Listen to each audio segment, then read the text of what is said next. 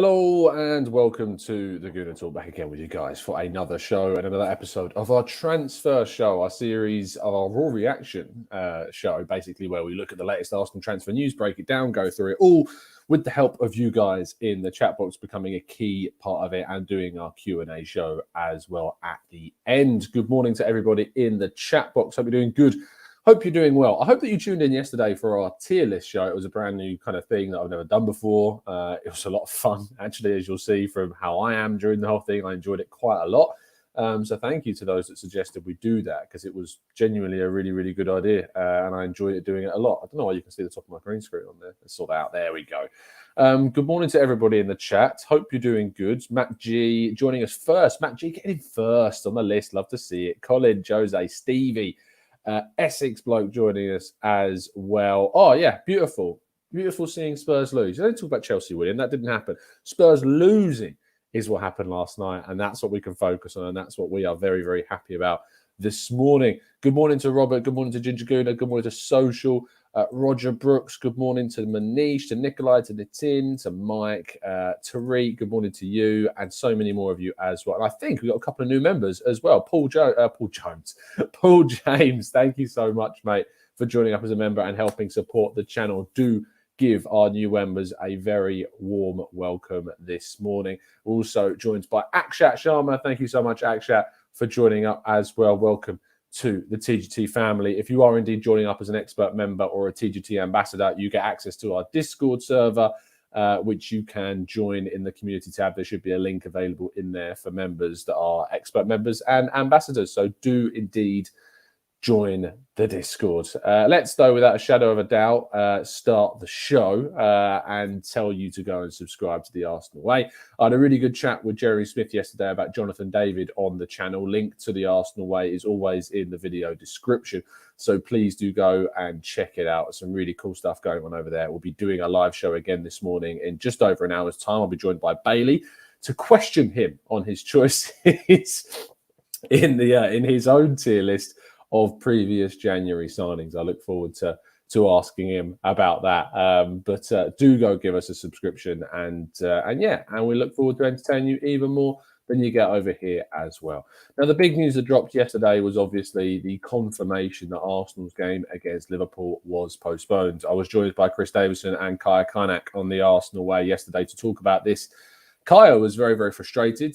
His view very much was that the game should still go ahead, that teams should be using players available to them that have not tested positive, of course. And we've got a situation where Liverpool did have goalkeepers in the youth sides available to use, and that's who they should have used. And I do really kind of get that. I understand that point of view. There's a frustration that Liverpool should have played this game.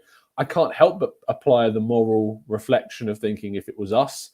And I do, I probably wouldn't have wanted to play this game with the kids because, you want to win it. But at the same time, I do feel like if it was the other way around, would it have been the same? And someone pointed out a couple of Liverpool fans, are on the boards that make the decisions, if you like. So,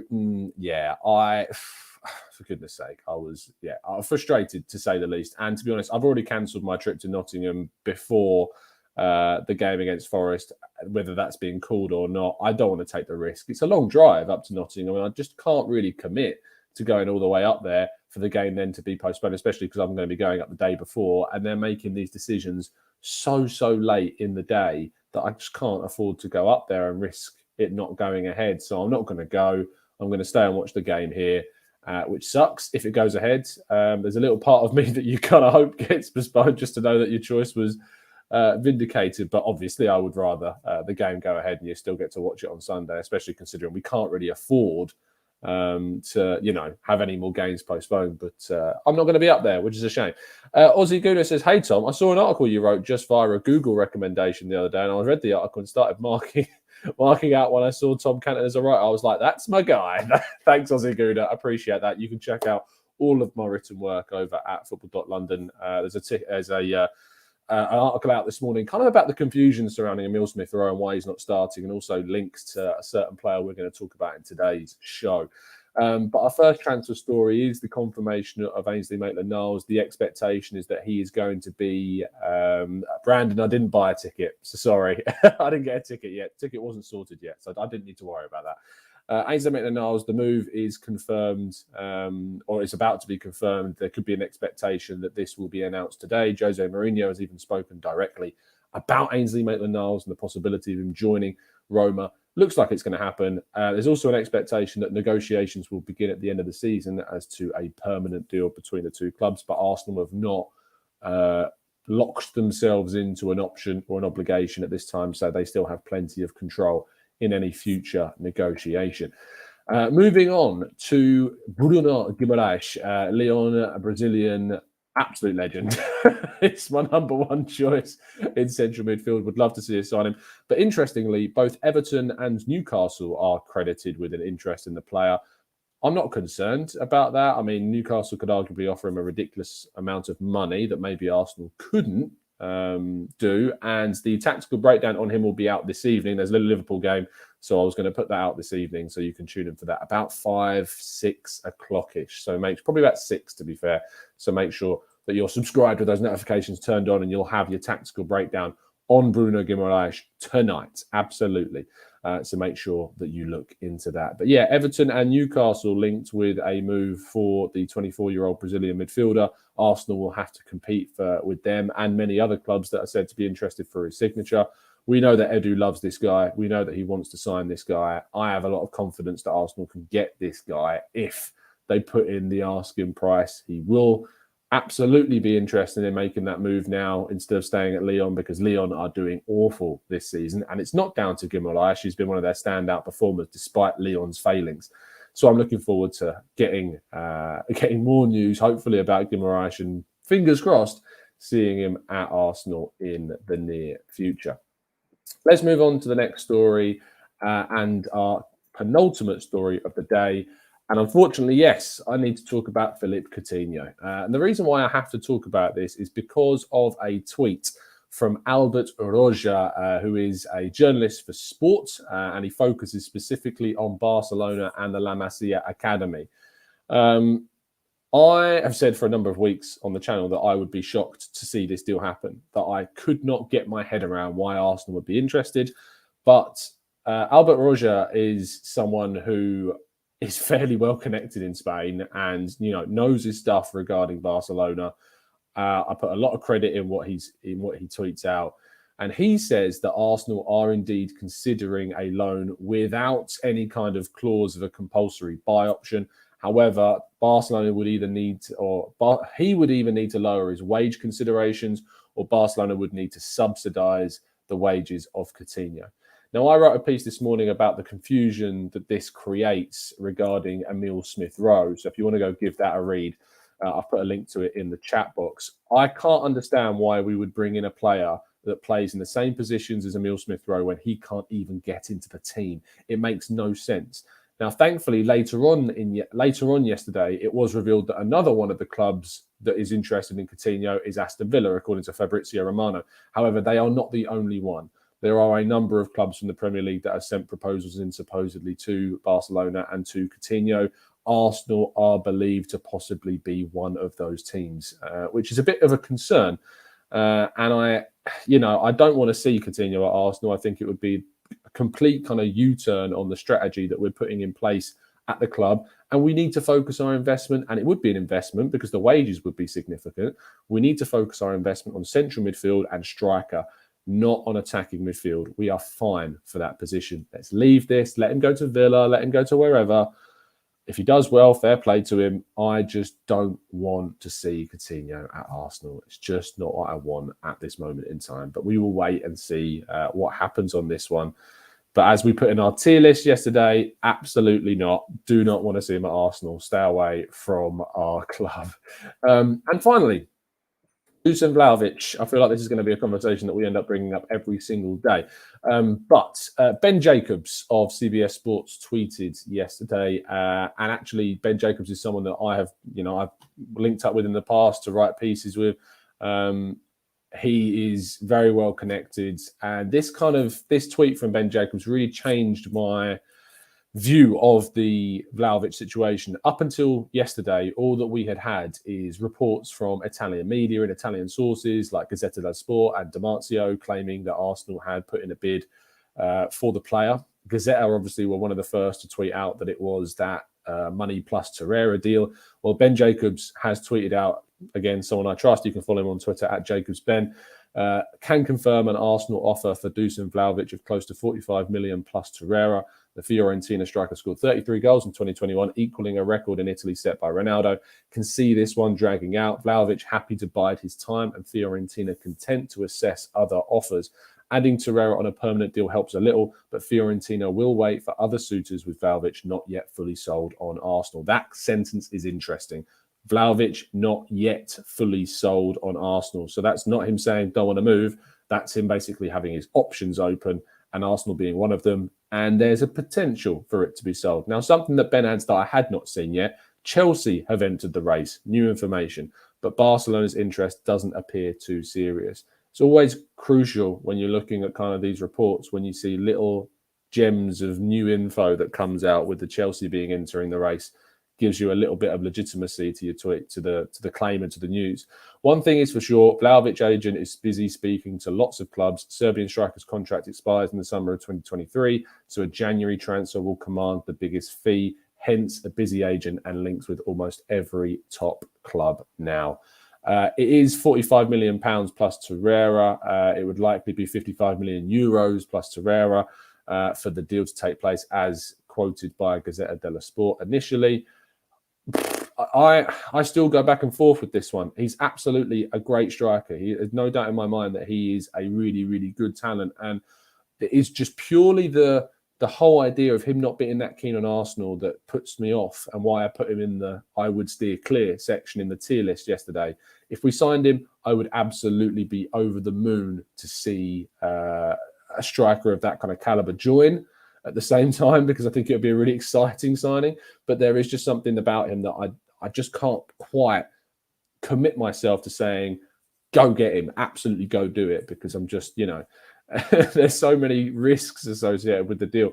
The other bit of news, as reported by Fabrizio Romano yesterday, is that Fiorentina are very close, if not have already agreed, a loan with an option to buy Christoph Piatek from Hertha. Is it from Hertha Berlin? I believe it is.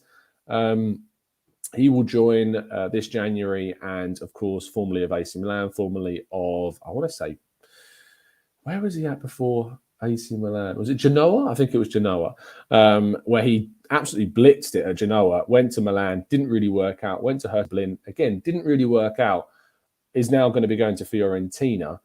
And whilst Fabrizio Romano says that the sources at Fiorentina say that he is not a direct replacement for Vlahovic, I'm sorry, but he absolutely is. Like, I have no doubt in my mind that there is, the word coming from Fiorentina is that he's not a replacement, the same way that, Arsenal said that Olivier Giroud wasn't a replacement for Robin van Persie. He was absolutely a replacement for Robin van Persie if and when he left. And it's exactly the same for Piatek. He is a replacement for Vlahovic if and when he leaves. Even with Fabrizio Romano saying that the sources say that he's not a replacement, they're not going to outright say he is, because then they absolutely lose all their leverage in any possible negotiations or sales. So if you're sitting there saying he's not a replacement, I'm sorry, I disagree with you. He absolutely is being brought in as a view to be the long-term replacement for Vlahovic. But we'll wait and see. This one seems like, as Ben Jacobs says, it will rumble on and continue forward till the end of the window. We will have to wait and see. Perez in the chat says, Tom, he's keen on Arsenal. The agent is trying to get the biggest fee. May just mess up everything for him. I see an hour happening here. I do tend to agree with you. It is definitely the agent that's kind of pushing this rhetoric of trying to get the price up, trying to get as many clubs interested as possible, because he is by far the standout client of the agent, and so he's going to want to get as much as possible. It's feasible that Arsenal could do this deal, but there are a lot of other variables in this, and it's one that is probably going to drag out. I'd still be surprised if he left in January. He may end up moving in the summer, but Fiorentina would be happy to let him go in January because they're going to get the most money for him now. He'll only get less money in January, so we'll have to wait and see what happens with this one. That does bring us to the end of the news for this morning, which means we move on to your questions in the chat box. So if you do indeed have any questions you'd like to throw in, then get them in there and we'll go through as many of them as feasibly possible.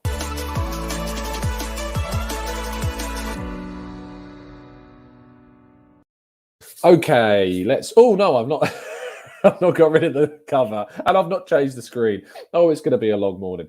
Let's go into the chat box. Harvey says 700 of you watching. Let's hit the like button, guys. Show your support. Doing these shows every single morning at 8 a.m, bringing you consistent daily updates on all of Arsenal's transfer news. If you could drop a like, I would really, really appreciate it. Vishal says, Tom, if the game against Forest gets cancelled, what happens to Gabriel's suspension? Since we charged with misconduct, how does it impact next week's games? The charge of misconduct, as far as I'm aware, will only be a fine. Shouldn't be any issues with I don't think there'll be any further issues with that. It's just a charge. Gabriel's suspension will carry over to the Liverpool first leg on the 13th. He will then therefore be suspended for the game against Liverpool. If that game gets postponed, he will then be postponed. He will then be suspended for the Spurs game. So as long as the Liverpool leg next week goes ahead, he should still be able to play, no problem. So there you go. Don't worry about it just yet. Matt G's daily hypothetical. Who would you rather do an Arsenal watch along with? A, Wenger, B, Arteta, or C, Fabregas? I mean, I can't really pick Arteta because if I pick Arteta, he's not going to be on the he's not going to be able to manage the team. I think Wenger, just, any opportunity to talk to Wenger is always an absolute pleasure, and understanding his kind of thinking around the game is always, it's just a real gem of an opportunity. So I think it would have to be Arsene Wenger. I know you'll get some cynical people in the chat saying, oh, absolutely Arteta, because then he won't be manager. You can see it now. I can predict it. Any Isaac news, says Patrick. The only Isaac news we have is continuing that Arsenal have him on their list of strikers that they are very much interested in, but nothing in regards to talks or a bid at this point in time. Bracket Busters says, Tom, do you think the interest in Coutinho may be a hint towards Ødegaard moving into central midfield? I wouldn't think so. I think he's doing a really good job at attacking midfield, but the potential's always there. But I wouldn't put any money down on that being the case. Temi says, how happy are you, Tom, that Bottom choked again? I mean, could I be any more happy that they choked again? There is another leg, of course, but turning around a 2-0 deficit against Chelsea is not going to be easy. 24/7 Wellbeing says, Tom, are there any links for AFC to Frankie de Jong? Not at this moment in time of genuine, weight to them. I've seen, rough links just because Barca supposedly would be open to letting him leave, but I've not seen anything concrete on him. Sorry. Nick says, Tom, do you think we have to wait for a deadline day to make signings, or will we get our business done early? Nick, I wish I could give you a clear and concise answer, which just said, we're going to sign this player today, we're going to do that next week. I can't. It's impossible to know, Nick, if we're going to get stuff done early. What I would say is that Ainsley Maitland-Niles' departure this early in the window would signal to me that the club have got something in mind for central midfield. It would be crazy to think we'd go through the whole of January with just Xhaka and Lokonga as our senior options. The postponements give time for us to focus on transfers up until the Forest game as well. Usually you don't see much transfer movement on match day, and that would have been the case for today. However, with that game being postponed, there's more opportunities to do work. There's more opportunity for Arteta to focus on transfers with their due. So maybe it's helped us do a deal earlier. We'll have to wait and see. Snipe.Junior says, big up, Tom, just subbed again as it unsubbed me. Oh, wow, that's crazy. YouTube doing me dirty. Welcome back, mate. Matt Murdoch says, Tom, is there any truth to Rekic's low move to Barnsley? I've not seen that, to be fair. Let me do a quick check and let's have a look. Rekic, Barnsley. Dutch defender, Rekic. No, I'm not seeing anything about Rekic and Barnsley. Sorry, mate. No, and he's not Dutch, so I don't know what that tweet was. He's Tunisian. It was an old tweet, to be fair. I mean, I haven't seen anything on that on my end, but there's no reason why that wouldn't be the case. I know there's interest from abroad in Rekic, but I didn't know about Barnsley. So sorry, mate, if you're a Barnsley fan that's jumped in and asking, but no, I know that you're not anyway, Matt Murdoch. Must Plus says, question, Tom, Who do you see as a realistic Xhaka replacement? Bruno Guimaraes. I think that whilst he's not the fastest, he's better. He's less error prone, far less error prone. He's really good with his progressive passing. He can play as a single pivot as well. Can play alongside Partey or alongside Lokonga. Guimaraes is the obvious Xhaka replacement. Tim says, do you know if it's common for FA to fine clubs after their players swarm the referee? This is usually a tactic at Stamford, Old Trafford, and Etihad. It's something that's frowned upon. It's something that they don't want players doing, but it happens all the time. And yet Arsenal were the team that got charged. What more can you say? Namandi says, given how traumatic the Villarreal tie was, isn't it ironic to quote Alanis that ESR likely gets back into the team alongside Ødegaard with a 4-2-4 or a 4-4-2 strikerless formation? I know what you mean. Smith Rowe did play that game against Villarreal in that false nine role. I don't think that's going to happen again, but never say never. I just don't think that that's something that we would want to do. Morning, Big T. This is another one, lover. Morning to you, mate. Do you think it was a mistake to not make a move for Neves in the summer? No, I don't think it was a mistake, to be honest. I think it was a mistake not to go for any other central midfielder, but I don't think it was necessarily a mistake not to go for him, because I think there are better midfielders out there.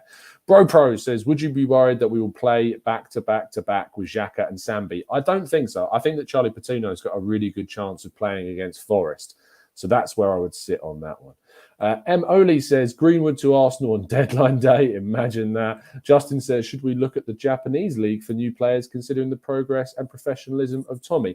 You should always be well aware of talents coming out from every league all over the world. But obviously, Tommy, we did sign from Italy and Bologna, and he'd been there for a little bit. So I don't really know why we'd have to specifically look at the Japanese league, but you should always be across all of them. North America at the moment is a place that we need to be looking at more carefully and with a lot more scouting. But why not? He developed at Bologna towards the point where he left. So maybe it's not so cut and dry that means you should look at the Japanese league. Plus, Tomiyasu looks one of the best Japanese players out there at the moment. I remember the days of Kazuki Honda, Kagawa. Japanese football's not got as good as it used to be, and I think that Tomiyasu is kind of at the top level of their cohort of players. Minamino, we think of him, of course, but yeah, I think Japanese football, not that it's gone down, but I just don't think there's as many good players from Japan at the moment as there was, say, 6, 7, 8 years ago. Maybe I'm being harsh. Calvin says, unsubbed me too, WTF. I don't know why it's unsubbed you, but do check if you've been unsubbed. I don't know why it would have done that. Andreas Nielsen says, I might have fallen asleep and missed it, but is there any development in the Guimaraes deal? Only that Everton and Newcastle have supposedly joined the race for him. That's kind of where we're at on this one. Kubo says, Belle de Freak. I think that Kubo was seen as a very, very, really kind of up-and-coming talent, but his move to Villarreal didn't go so well. Yes, a lot of that was to do with Unai Emery, but I think he's back at Mallorca now, on loan from Real Madrid, but it's not gone as well as people wanted it to. So there you go. James says, hello, Tom. Why do you think that the game versus Forest could be cancelled? Do they or we have many COVID cases? Forest had their game on Monday night postponed because they have had a COVID outbreak. Fingers crossed it doesn't affect Sunday's game. I'm just personally not taking the risk of going up there, all the way out there to see the game then postponed. I'm just not going to take that risk. Joel says, hi, Tom. João Felix to Arsenal thoughts. I think he would be good for us. I think he would cost a ridiculous amount of money, and I think it would be a huge risk. So I'm going to say no to João Felix. Mickey says, hi, Tom. Rather than go for Jonathan, send Balogun on loan to Middlesbrough. Keep Laka till the end of the season and have a more experienced Balogun next season. Balogun is similar to Jonathan. I don't think he's wildly similar to Jonathan David. I think Balogun's closer actually to your players that play on the last man, slightly off of the striker. Jonathan David, I don't see as the same kind of player as Balogun. I think that they can both actually play together. I think you could play Jonathan David off of Balogun in the future if we wanted to. So there you go. Namdi says, my name is pronounced Namdi. Oh, and El Nezri is pronounced Neziri. Apologies, and thank you for pointing that out, Namdi. I will do my best to remember that in the future. When you've got over 700 people watching, that you can forgive me for getting some pronunciations wrong.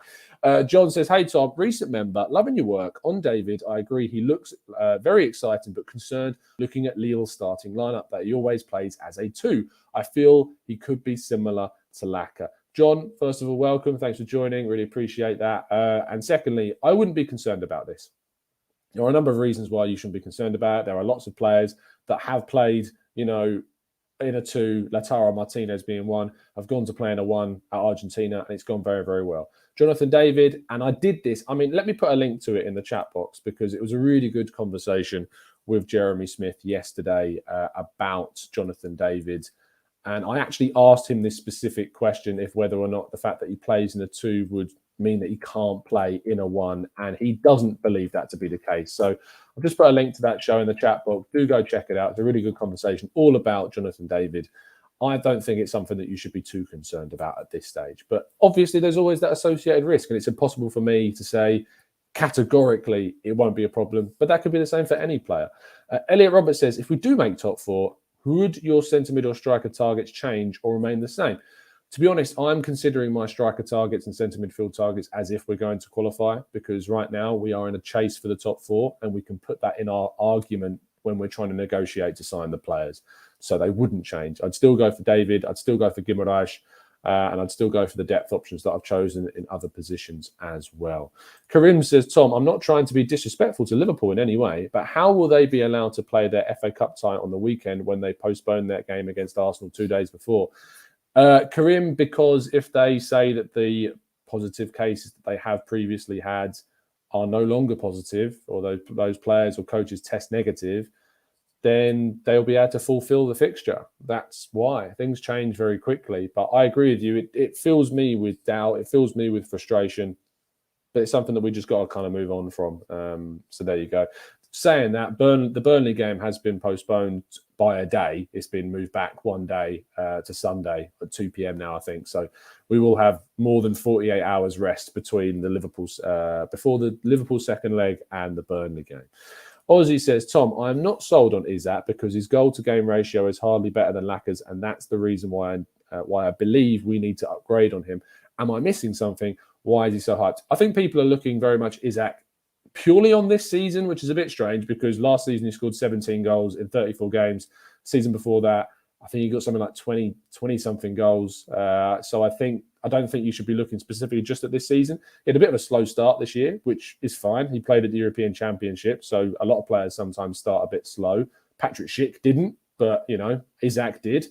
He scored last night, I think, against Leganes and got his goal up. Hopefully that can give him the confidence to go forwards. I wouldn't be too concerned about Isak being a bit slow this season. He's proven to be a very, very prolific goal scorer. Let's see if that can continue for the rest of the season if we don't end up signing him or anyone else for that matter in January. Thracian King says, Tom, seeing as Arteta has had to work with the strikers he was given, do you think we would see a change of style and system with someone of Arteta's choosing? I do think that's a very good point, Thracian, because so far, as you say, he has worked. That's a really good point. And there's the potential to kind of, really explode in the striking department under Arteta, because that is the one place that he has never had a player that he's wanted to sign. Am I right about that? That's a really good point, Thracian. Thanks for the idea. I really appreciate that. Nick Meadows says, have you heard anything more about Eddie's move to Crystal Palace for £9 million? No. What I would say is that the reason why 9 million is being said is because that's his valuation on Transfermarkt. That's what he's valued at, according to the website. I imagine he would probably loom for a little bit less than that. If Arsenal can get anything close to 9 million, you'd be buzzing with that. But what I would say is that because Patrick Vieira has sanctioned the departure of Mateta, it does open up a spot in their team. And Eddie Nketiah is certainly on their radar as a player they're interested in. Arsenal Legend says, morning, Tom. Hope you're well. Jonathan David seems like a dark horse. I would rather take him over Vlahovic as he seems overrated. Yeah, I get what you mean. Jonathan David does seem to be going under the radar a little bit. He does seem to be a player that not many people are talking about enough compared to how good he is in comparison to the likes of Vlahovic and Calvert-Lewin and Watkins. I think that David would be a brilliant signing for Arsenal personally. Watatu says, are you worried if Vlahovic came to us and he didn't perform for us because he wanted bigger moves? Absolutely. But I'm worried about that with any move we make. There's a risk associated with every single signing. Sometimes you just have to wait for the player to come in and back them. I can't stand it when if it's a player that we didn't necessarily want to see sign, that people just don't get behind them. Like the Ramsdale thing. People were already writing off Ramsdale before he joined. And I know that I don't think people would do that with Vlahovic. And even though I've got my reservations about Vlahovic, if we were to sign him, I'd want him to absolutely smash it because it would mean that Arsenal were smashing it. So it's a strange one. So there you go. Aussie Gooner says, Tom, random question. Do you miss any aspects of your old job? Or because you are doing what you love now, you don't miss anything? Yeah, I do, absolutely. Because the thing about teaching was teaching's very social, whereas in my job now, it's very insular. You know, I'm working from home every single day. And whilst there's a great group of colleagues I've got around me, it's all virtual at the moment. We do have a base in London, but we're not working there right now for obvious reasons. So yeah, I miss the social aspect of teaching, but that's it. And obviously teaching in itself was great, but being a teacher, as I've already said a number of times, no, just where I was, just wasn't treated well. Teachers are massively, massively overworked. When you do that job, you realize how overworked teachers are, and people talk about the amount of time they get off work. They absolutely earn that time off, and you know, it makes me feel like other jobs that don't get that anywhere near that much time off should certainly be getting it, because even at the end of a summer holiday break, you're just so tired, and it's such a mental drain. The amount of work out of hours that goes on is ridiculous. So yeah, teaching is a crazy profession, and they are so underrated for the work that they do. And, you know, just where I was at, it wasn't appreciated. I didn't think how much work the teachers were being asked to do. So that was always my view. Uncle Bob says, really think Leno is content with being number 2, or do you expect he will leave? I think he'll go in the summer. I think Arsenal will keep hold of him for now, but I think that he will look to move on in the summer, and that will give Arsenal more time to sort out a replacement. Zander says, Brighton just sold a striker, maybe freeing up a spot for Nketiah. They just loaned Connolly to Middlesbrough, didn't they? So possibly 2. That opens up that move. I did think when Connolly went to Middlesbrough, that would rule out a move for Balogun to Middlesbrough, but it looks like he's going to be going there as well. Tulip says, why don't we go for a loan plus obligation for Bruno? We don't see any offers by Arsenal like loan and buy for any players. It's true, we don't. And what I would say is, I don't want to get this guy's name wrong. Was it Charles Watts that tweeted this out? Arsenal are adding to their loan department, which is really, really good. I'm just checking if it was Charles Watts that tweeted it out. But Arsenal are adding to their loan department at the club. Was it not Charles? Maybe it was Chris. Let me just check on Chris's timeline. Come on, Wheatley, don't let me down. Let's have a look. I can't find it. That's really annoying, because I'm sure that Arsenal added someone to their loan department, or I saw something along those lines that Arsenal had added someone to their loan department. Maybe someone in the chat box can help me out. But I think Arsenal have added someone to Ben Napper, who works in the loan department. It's something that Arsenal want to get better at, is how they use the loan market, how they loan players out, how they find players for loans, how they get players out from the youth team on loan. But we're definitely expanding it. We're definitely improving it, because it's been identified as an area of weakness that we've not done enough. So it's certainly an area of our game that we're going to hopefully improve in. Morgie says, Tom, I'm concerned that if Coutinho plays, he will be found to be a little bit lightweight and suffer a setback in confidence. Unfortunately, Morgie, the only way that we will ever know if he's good enough is by playing him. You could say the same thing for Bukayo Saka when he was 17 years of age. Lightweight, but absolutely someone that needed game time in a senior setup, and he got it and he flourished. So the same thing has to happen for Charlie Patino. If he's good enough, you play him, you use him, you hope to get the best from him. Igbo, Ben Napper is the person who's already there. We're actually expanding the loan team, as to my understanding, but I can't remember who reported the information. Arsenal Napper loan. Let me see if that comes up with anything. Come on, someone must have tweeted about this. Yes, it was James Benge. Thank you. James Benge tweeted, on the subject of loans, Arsenal have appointed Sam Habel as their loan coordinator. He was previously a first-team analyst and will work alongside Ben Napper. A growing department shows Arsenal understand the value of getting these deals right. Oh, we got there in the end. If it wasn't Charles, wasn't Chris, I should have gone to James Benge. So there you go. He's the one who tweeted it out, and that's interesting because it does mean it expands, our loan department and improves that. Last one from Verez. Love your show. Thanks, mate. It's 3:30 a.m. in Washington. Why are you watching at 3 a.m., you madman? And I'm finally able to make a live show. I believe Arsenal are trying to get 2 strikers. Don't be surprised if we get 2 out of 3 of David, Isak, and Vlahovic. I mean, if we got 2 of those 3, that would be pretty insane. And which striker do I want us to buy, Lanra? Go and watch my tier video from yesterday. I did a whole breakdown of all the players that Arsenal have been linked to, bar Ollie Watkins, because I forgot him for some reason. But go watch our tier list. It's the last video before this video on the channel. It was a lot of fun to make. We did a lot of engagement with the chat box.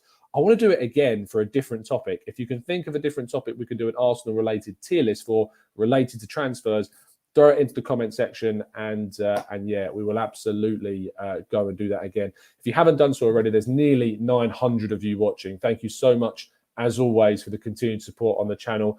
I'll be doing a dedicated show on Bruno Guimaraes this evening, a tactical breakdown on him, statistics, expert insight from Jeremy Smith on him as well, whether or not he can work, how good he presses, all of that will be available in tonight's dedicated Bruno Guimaraes show. I can't wait to keep saying his name. I just love saying his name. It's great. We will see you then. Drop a like on the video. Subscribe to the channel if you're new. Join us on the Arsenal Way at 9:30 in just under an hour's time. Link to the channel is in the description. I'll be joined by Bailey to ask him why on earth he put Cedric as a goodbye. See you soon, guys. Have a fantastic day. And as always, up the Arsenal.